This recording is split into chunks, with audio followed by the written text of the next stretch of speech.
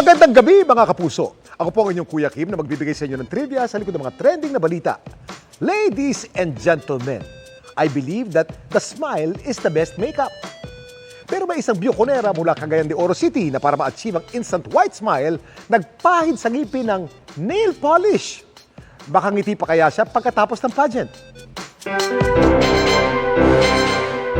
Abot tenga lagi ang ngiti ng beauty queen na itago natin sa pangalang Kendra sa tuwing siya'y rumarampa sa mga sinasalihan nitong beauty contest. Pero si Kendra, pumapara-paraan pala para ma-achieve ang kanyang pearly white smile. Pinapahira niya ito ng nail polish, Ginagamit namin yun para pumuti yung ngipin namin, parang veneers. Maganda naman yung ngipin niya pa din. at sa tuwing ginagawa ito ni Kendra, ngalay ang inaabot niya. Hindi niya raw kasi basta-basta masara ang kanyang bibig. Dumudugo dahil sa cutics. Tiis ganda yarn. Wala pa kami pera para sa dentista. Yung veneers, mahal. After ng pageant, tinatanggal namin yung cutics. Pero ligtas nga bang pahira ng nail polish ang ating mga ngipin? Kuya Kim, bakit naninilaw ang ating mga ngipin? Kuya Kim, ano na?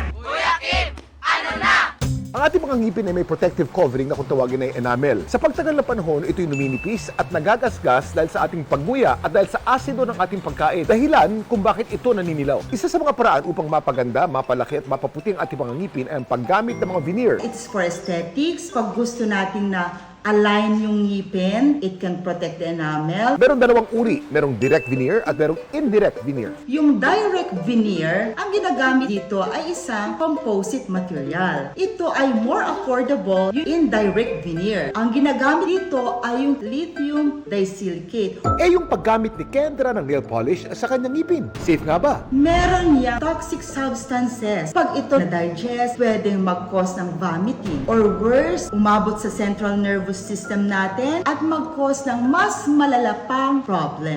Pag dinikit yung nail polish, mag-a-accumulate ngayon yan ng tartar that can cause dental caries. Mas maiging bumisita sa iyong dentista. Merong teeth whitening na more affordable than veneers. Sa susunod, hindi na gumagamit ng cutics. Kung ngayon gusto natin ng pearly white ang ating mga ngipin, alam niyo ba na may tradisyon noon ang ating mga ninuno na nilalagyan nila ang kanilang ngipin ng ginto?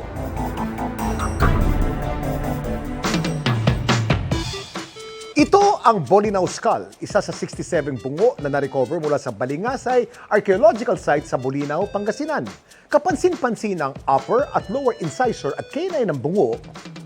Napapalubutian ng mga gold ornaments na ang disenyo hawig sa kaliskis ng isda.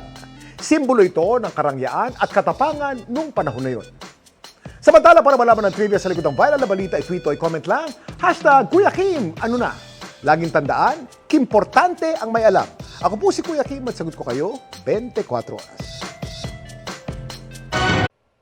Mga kapuso, kimportante ang may alam. Mag-subscribe sa GMA Integrated News sa YouTube. Para sa mga kapuso abroad, bisitahin ang GMA Pinoy TV at www.gmanews.tv.